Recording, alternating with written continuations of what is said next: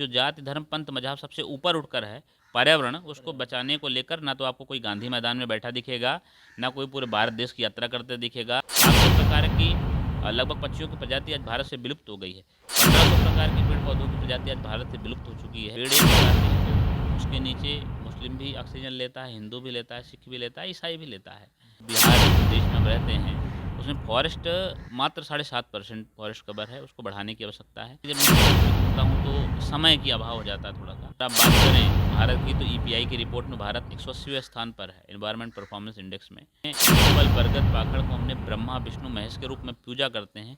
उस देश में अगर एक व्यक्ति के पीछे काउंट करें कि एक व्यक्ति के पीछे पेड़ कितने बचे हैं, तो एक व्यक्ति के पीछे मात्र 27 पेड़ बचे हैं। तो 6 साल हो गए टोटल इस अभियान को। 2,02,450 पेड़ अभी तक मैंने लगाए हैं। 18,006 स्कूल, कॉलेज, यूनिवर्सिटी में और गाँव में जाना हो चुका है मेरा, और 14,000 किलोमीटर की साइकिल पे यात्रा हुई है। नमस्ते, मेरा नाम बाबर है और आप कलम इंडिया न्यूज़ देखना शुरू कर चुके हैं। इस वक्त हमारे साथ एक ऐसे शख्स है जो पर्यावरण को बचाने के लिए पूरे भारत भ्रमण कर रहे हैं। हम उनसे बातचीत करेंगे और जानने की कोशिश करेंगे वो क्या कुछ कर रहे हैं और क्या कुछ करना चाहते हैं। चलिए हम बातचीत करते हैं। नमस्कार, पहले कलम इंडिया का बहुत बहुत धन्यवाद। मेरा नाम सुंदरम है, प्रतापगढ़ उत्तर प्रदेश का रहने वाला हूँ, और पिछले 6 साल से जल, ज़मीन, जंगल, जानवर को लेकर मेरा गांव-गांव जाकर स्कूल, कॉलेज, यूनिवर्सिटी में मेरा लेक्चर रहता है, और बच्चों के साथ में प्लांटेशन करना, उनको जल, ज़मीन, जंगल, जानवर उनके हृदय में उतरे, उनके मन में जाए, इसको लेकर 7 अप्रैल 2022 से साइकिल पर अपनी यात्रा आरंभ करते हुए लखनऊ से उत्तराखंड, हिमाचल, जम्मू, कश्मीर, लद्दाख, पुंछ, राजौरी, पंजाब, राजस्थान, गुजरात, महाराष्ट्र, तेलंगाना, उड़ीसा, ऐसे लगभग 23 राज्यों की यात्रा करते हुए बिहार के पटना आना हुआ। कल पूरे 3 दिन से लगातार मैं वैशाली में था, और वैशाली के महुआ में और बुद्धा इंटरनेशनल में, ऐसे 6-7 विद्यालयों में जाकर बच्चों के साथ चर्चा हुई कि जो बिहार में फॉरेस्ट कवर है मात्र 7.5% है।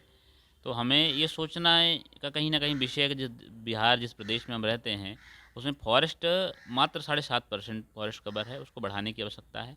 इसको ले जाकर विद्यालयों में बच्चों से अलग-अलग विषय में पर्यावरण के जितने भी सरकार के डाटा हों और जो भी चीज़ें, उन विषय पर चर्चा और संवाद करता हूँ। जैसे कि आप घूमते हैं तो मतलब किस चीज़ों का मतलब किस तरह की कठिनाइयों का सामना करना पड़ता है? हाँ, कठिनाई तो विशेष कुछ नहीं होती, लेकिन जैसे मेरा सबसे बड़ी ये है कि जब मैं साइकिल पे घूमता हूँ तो समय की अभाव हो जाता है थोड़ा-सा। और जैसे मैंने बताया 18,000 स्कूल, कॉलेज और गाँव में जाना।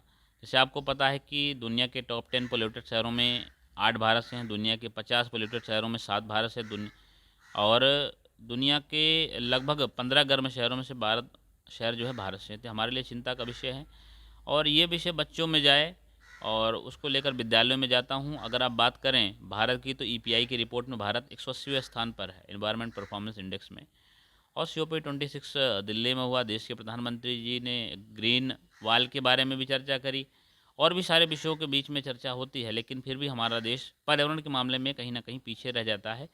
जिस देश में हम रहते हैं, जहाँ पर त्रिवेणी पंचवटी, त्रिवेणी में पीपल, बरगद, पाखड़ को हमने ब्रह्मा, विष्णु, महेश के रूप में पूजा करते हैं।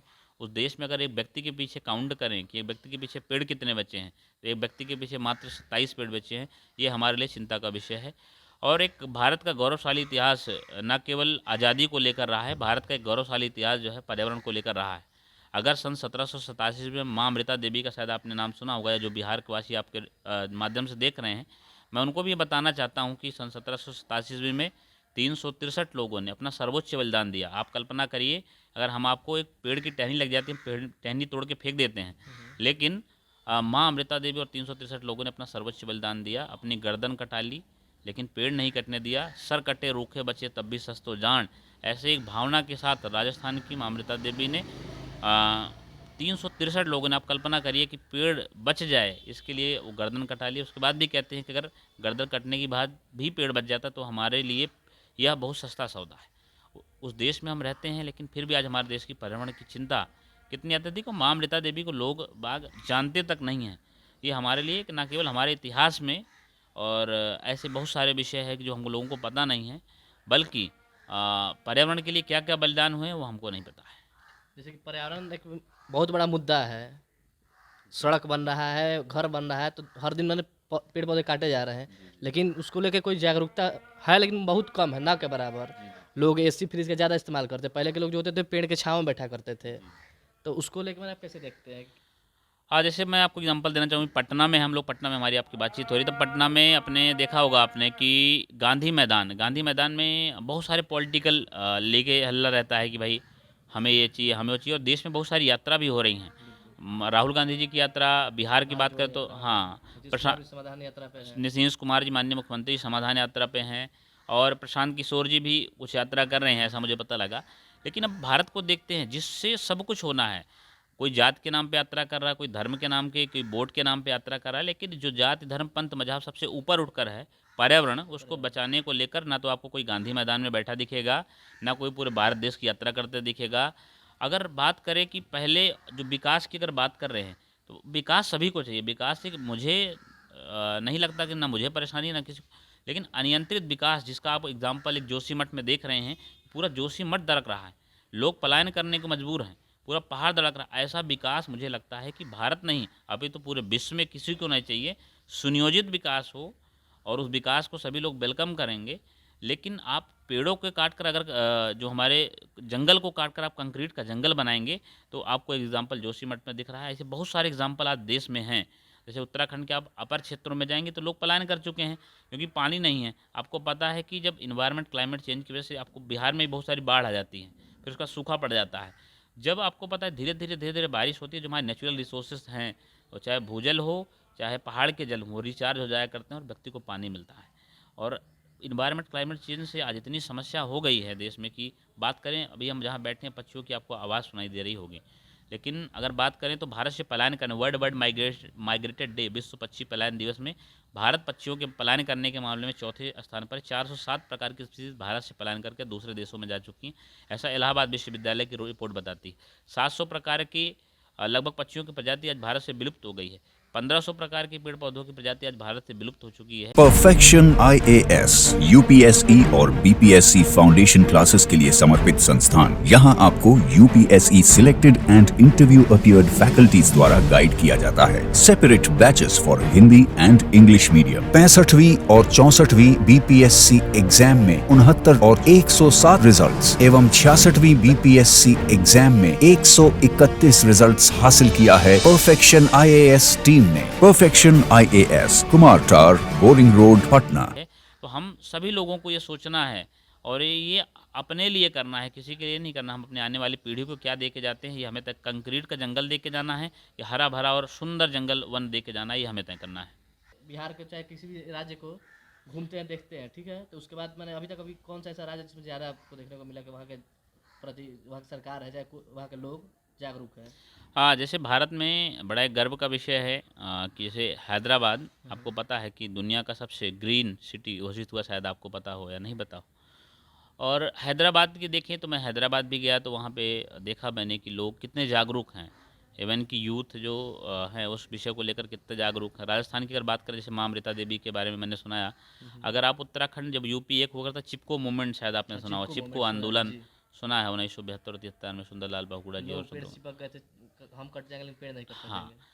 उसके बाद भी आज देश में युवा जो है, युवा देखते हैं कि अभी मैं शायद बिहार के बहुत सारे चैनल हैं, आप जैसे उसके माध्यम से देखने को मिलता है। कुछ लोग गाली दे के पॉपुलर हो रहे हैं, कुछ लोग नाच के पॉपुलर हो रहे हैं, सब ठीक है, अपनी जगह सब ठीक है। लेकिन मेरा ऐसा मानना है कि सबसे ऊपर उठकर, जैसे मैंने आपको एक बार बताया कि जाति धर्म पंथ मजहब, और सबसे ऊपर उठ के जो विषय है पर्यावरण का, अगर हम पेड़ एक लगाते हैं तो उसके नीचे मुस्लिम भी ऑक्सीजन लेता है, हिंदू भी लेता है, सिख भी लेता है, ईसाई भी लेता है। तो सबसे ऊपर उठकर युवाओं की बात करें तो युवाओं को जैसे मैं स्कूल में यूनिवर्सिटी में जाते हैं और कॉलेज में जाते हैं, तो युवाओं को ज़्यादा इंटरेस्ट उसमें नहीं है। आप जितने भी लोग आप चैनल देख लीजिए, इवन कि चैनल की मैं बात कर रहा हूँ, आपको मैं बहुत बहुत धन्यवाद देना चाहता हूँ कि बहुत सारे चैनल भी इन्वायरमेंट के विषय को प्रमोट नहीं करना चाहते। ऐसा कोई यात्रा कर रहा है तो उसको प्रमोट नहीं करना चाहते हैं। अगर कोई विवादित चाहे गाना गा रहा हो, वायरल मतलब एक तरह से हाँ कह सकते हैं किसी चीज़ को लेके हाँ, किसी विवादों में रहना चाहते विवादों हैं। में रहना चाहते हैं लोग, लेकिन अपना ऐसा नहीं है। मैं अभी फॉरेस्ट मिनिस्टर से भी मिला, तेज प्रताप यादव जी से, उनके आवास पर भेंट हुई मेरी, और उनसे अपने यात्रा के बारे में बताया। और भी भारतीय जनता पार्टी के भी लोगों से मेरी भेंट हुई। सभी पार्टियों को लोगों से मिलना, और उनको मेरा एक ही उद्देश्य है कि पर्यावरण को लेकर सभी लोग जागरूक हों। और युवाओं से मेरा यही, बिहार के जो युवा हैं, यही उनसे आग्रह है कि आप जिस भी क्षेत्र में अच्छा काम करें। बहुत सारे सिंगर हैं, अगर वह सिंगर चाहें जिनके 10 लाख 20 लाख 50 लाख फॉलोअर हैं, वो कह सकते हैं कि भाई अपने जन्मदिन के अवसर पर हम लोग पार्टी मनाते हैं, अच्छा विषय अपने अपने हिसाब से अपने अपने धर्म के साथ मनाना चाहिए। लेकिन हम क्या एक पेड़ अपने देश के नाम पे नहीं लगा सकते, एक पेड़ अपने बिहार के नाम पे नहीं लगा सकते। हम अपने घर में तो 10 बार झाड़ू लगाते हैं, तो क्या हम एक बार 15 दिन में तय करके अपने गाँव की सफाई नहीं कर सकते? मावलियांग एक गाँव है मेघालय में, शायद थोड़ा राज्य में थोड़ा सा कंफ्यूज हूँ, लेकिन वह एशिया का सबसे सुंदर गांव है। तो आप कल्पना करिए, जिस गांव में लोग 10 किलोमीटर पैदल चल के जाते हैं, वह गांव आज से बहुत साल पहले प्लास्टिक फ्री है और वहाँ से विदेशों से लोग देखने आते हैं। तो हमको ये कल्पना करनी है, हमें ये तय करना है कि अपने पटना को स्वच्छ स्वस्थ रखना प्रत्येक युवा की जिम्मेदारी है। मैं कई लोगों से बात किया कि भाई पटना में ऐसा कुछ एनजीओज़ हैं, ऐसे कुछ लोग हैं इन्वायरमेंट में काम करते हैं क्या? तो बोलते हैं कि भाई हमको ऐसे तरह के लोग तो चाहते हैं, डिपार्टमेंट तो चाहता है कि इस तरह की यूथ की भागीदारी हो, खासकर पॉजिटिव को लेकर। और जो भी मीडिया आपके माध्यम से देख रहा है, मैं निवेदन यही करना चाहूँगा, जैसे बहुत सारे लोग रोड पे दिखाते हैं कि रोड पे जो मज़दूर रहता है उसको ट्रोल करना शुरू कर देते हैं, जो रोड पे काम करते रहते हैं। उस चैनल का नाम ध्यान नहीं आ रहा है, एक पत्रकार बंधु हैं, बहुत अच्छा उनका नाम है। तो वो क्या करते हैं कि जो मज़दूर रहता है उस मज़दूर को ट्रोल करना शुरू करते हैं। भाई जो मज़दूरी करने वाला आदमी है, जो फावड़ा चलाने वाला आदमी है, वो 300 रुपये लेता है। अगर उसको इतना दिमाग होता तो 300 रुपये क्यों लेता? अच्छी जगह काम करता। तो मैं सभी पत्रकार साथियों से हाथ जोड़ के ही कहना चाहूँगा कि निगेटिव खबर दिखा के पॉपुलर होना बहुत आसान है, और किसी को गाली दे के पॉपुलर होना बहुत आसान है, लेकिन कुछ पॉजिटिव खबर भी बीच बीच में चलाएं। आदमी क्या स्ट्रेस हो जाता है देख के, कह रहे बिहार कितना रोड ख़राब है, ये ख़राब है, लेकिन बिहार में ऐसा नहीं है कि अच्छे लोग नहीं हैं। बहुत सारे अच्छे लोग हैं जो अलग अलग दिशा में, इतिहास की दिशा में काम कर रहे हैं, अलग अलग दिशा में काम कर रहे हैं। उनको भी दिखाना चाहिए, उनको भी प्रमोट करना चाहिए कि लोगों में एक अच्छा पॉजिटिव वाइब्स जाए, पॉजिटिव मैसेज जाए युवाओं को लेकर। युवा भी जब उनसे देखेंगे तो प्रेरित होंगे। अब आप ऐसी खबर दिखाएंगे तो लोग क्या प्रेरित होंगे? आप बताइए कि लड़की भाग गई, कोई यहाँ इसको लेके भाग गया, ऐसे फालतू की खबर आप दिखाएंगे तो निगेटिविटी फैलेगी समाज में।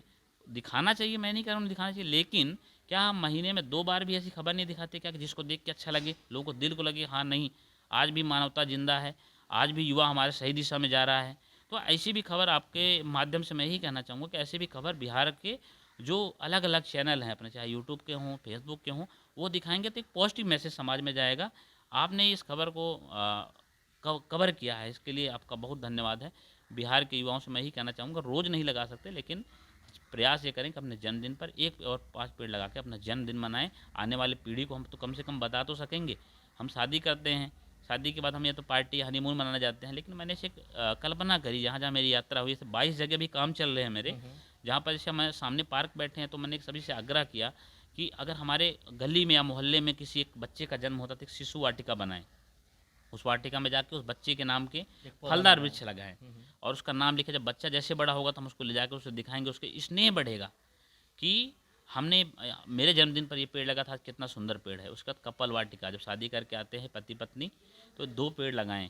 तो आने के बाद हम जब दोबारा उसको देखेंगे तो आप कल्पना करिए कितना आपको अच्छा आनंद आएगा कि वह पेड़ जो हमने लगाया अपने शादी के टाइम पे, जैसे जैसे पेड़ बढ़ेगा वैसे आनंद आएगा। कि स्मृति शेष जब इस धरा को छोड़ के जाते हैं तो हम अपने साथ हिंदू धर्म की मान्यता के अनुसार लगभग 2.5-3 पेड़ लगते हैं। पीपल नहीं 2.5-3 पेड़ हमारे जो है अंतिम संस्कार में उपयोग होता है। तो कम से कम हम इतना पेड़ छोड़ के जाएं कि आने वाली पीढ़ी के लिए जो शुभ और ऐसे कार्य हैं उनके लिए भी पेड़ रहे और उनके याद में एक स्मृति शेष पार्क का ऐसा निर्माण हो। तो ऐसे पटना में भी चाहता हूँ कि जो भी अगर समाज सेवी या जो भी यूथ देख रहा है ऐसे एक मुहिम शुरू करे। मुझे आशा नहीं है तो पूर्ण विश्वास है ऐसे बहुत सारे लोग आज पटना में भी हैं जो पॉजिटिव, बहुत सारे पॉजिटिव लोग हैं जो अच्छा काम कर रहे हैं, लेकिन उनको ढूंढने और उनको दिखाने की आवश्यकता है। तो ऐसा करेंगे तो मुझे लगता है कि अपना जो पटना है एक दिन हैदराबाद की तरह वो भी देश में, जैसे अपने देश में मध्य प्रदेश में एक शहर है, आप मैं चाहता हूँ कि आप उसका नाम लें कि वह शहर अपने भारत का सबसे सुंदर शहर है। तो ऐसे शहर हमारा पटना भी हो सकता है, कोई बड़ा विषय नहीं है। सब लोग ये कल्पना कर लें कि अपने पटना को स्वच्छ स्वस्थ बनाना है, सुंदर बनाना है और 1 घंटे रोज़ पटना के लिए निकालना है, अपने जीवन काल से 1 घंटे सफाई के लिए, प्लांटेशन के लिए निकालना है। तो मुझे नहीं लगता कि पटना हमारा हरा भरा और स्वच्छ होने में बहुत देर लगेगी। तो युवाओं से यही आग्रह है। मैं कभी इंटरव्यू दिया, अभी एक और आप थोड़ा सा जिक्र करना चाहूँगा कि लोग देखना क्या चाहते हैं, समस्या आप लोगों की नहीं है, समस्या लोगों की भी। कंट्रोवर्सी है, मतलब पटांग चीज़ें देखना पसंद करते हैं लोग।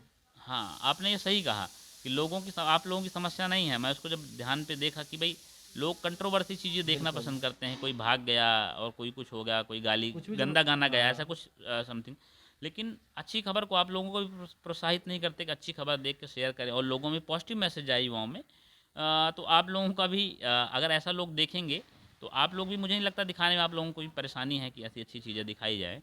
तो मेरा यही आग्रह है कि भाई युवा हैं अपने विद्यालय प्रांगण में और अपने जहाँ स्कूल कॉलेज यूनिवर्सिटी में रहते हैं उसको स्वच्छ रखें, प्लांटेशन करें। इसको लेकर मेरी साइकिल पर यात्रा इसलिए कर रहा हूँ कि आप देखेंगे जिम में लोग 5,000 रुपये दे के साइकिलिंग करने जाता है। बिल्कुल बिल्कुल, हम देखते हैं लगातार। हम लोगों से कहते भी हैं कि वही करना चाहिए, बड़े दौड़ लीजिए बिल्कुल। सड़क पे। अब आप सोचिए कि हम 5,000 रुपये देते हैं, एसी के कमरे में जाते हैं और लोहा उठा के डंबल भांजते हैं और साइकिल चलाते हैं। सबसे बड़ा हास्यास्पद विषय ये है कि एसी चला के साइकिल चलाते हैं। तो हमें सोचने की ज़रूरत है कि बहुत जगह हम लोगों को देख कर काम करते हैं। जो हमारी पाश्चात्य चीज़ें हैं, बाहर के देश हैं, उनको देख के हम लोग काम करते हैं।